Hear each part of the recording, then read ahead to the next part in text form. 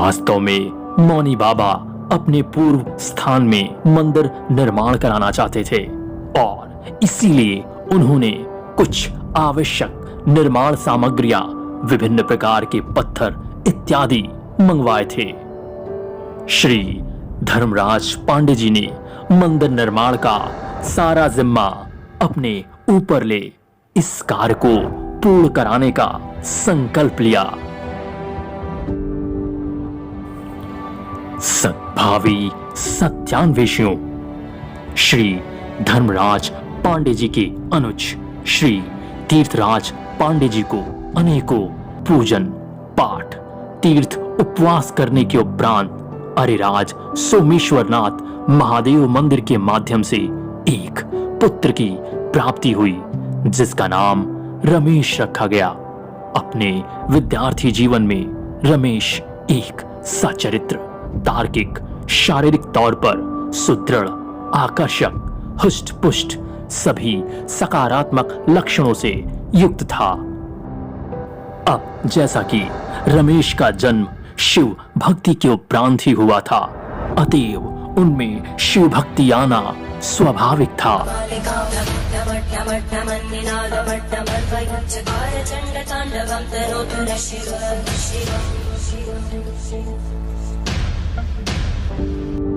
श्री धर्मराज पांडे जी के अनुज श्री तीर्थराज पांडे जी के पुत्र रमेश युवावस्था में ही सामाजिक तौर पर एक प्रतिष्ठित व्यक्ति बन गए थे। पांडे जी का बेटा सच में बड़ा होनहार, बड़ा आज्ञाकारी और से संपन्न है। बड़े सौभाग्यशाली हैं पांडे जी, बड़े सौभाग्यशाली, जिन्हें ऐसा सुशील पुत्र प्राप्त हुआ है। बड़ी कृपा हुई भगवान की, बड़ी कृपा हुई जो इन्हें ऐसा पुत्र प्राप्त हुआ। ऐसे पुत्र न सिर्फ परिवार का बल्कि पूरे समाज का नाम रोशन करते हैं।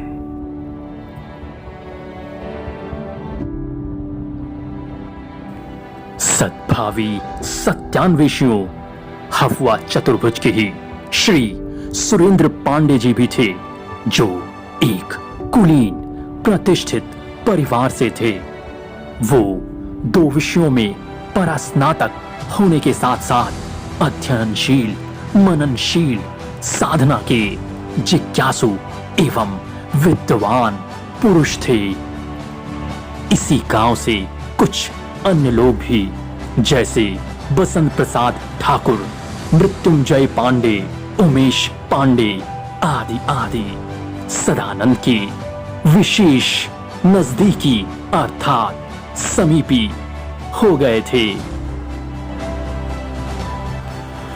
श्री सुरेंद्र पांडे जी तरया सुजान इंटर कॉलेज में एक प्रतिष्ठित प्राध्यापक के पद पर कार्यरत थे। उनके सानिध्य में ही श्री जितेंद्र पांडे जी भी थे। इसी प्रकार हफुआ जीवन गांव के भी बहुत से लोग सदानंद के संपर्क में आकर अनुयायियों जैसे चलने लगे।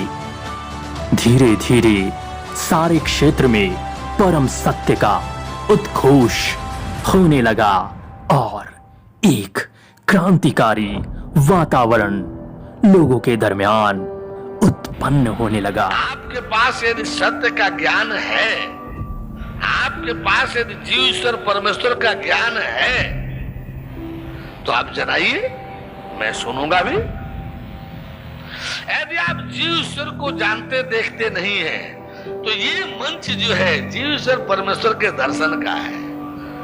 एक सीमित समय है, इस सीमित समय के अंतर्गत संपूर्णत्व का ज्ञान देना है। क्या कहा कृष्ण जी ने, हे अर्जुन, ज्ञानम तेहम स्विज्ञानम, ज्ञानम तेहम स्विज्ञानम इदम वक्ष्यामि अशेषतः। हे अर्जुन, तुझे इस ज्ञान को विज्ञान सहित ऐसा कहूंगा, ऐसा बतलाऊंगा कि जिसके जान लेने के बाद कुछ भी जानना शेष नहीं रह जाएगा। परिणाम स्वरूप अब नित्यशाह लोगों की भीड़ उमड़ने लगी। चारों ओर यही टंका गूंजने लगी कि हफवा कुटी में एक अलौकिक बालक आया है। सुना है हफवा कुटी में कोई बहुत ऊंचे स्तर के ब्रह्मज्ञानी भगवत ज्ञानी आए हैं और जिनकी आयु अभी बहुत कम है। हाँ, मैंने भी सुना है कि हफवा कुटी में कोई सदानंद नाम के अलौकिक नवयुवक आए जो किसी भी प्रश्न का उत्तर, किसी भी शंका का समाधान इतनी आसान तरीके से सदग्रंथों से प्रमाण सहित देते हैं कि कोई भी पल भर में ही उन पर मुग्ध हो जाता है। आजकल जिसकी जबान पर देखो बस उन्हीं का नाम है सदानंद, सदानंद, सदानंद।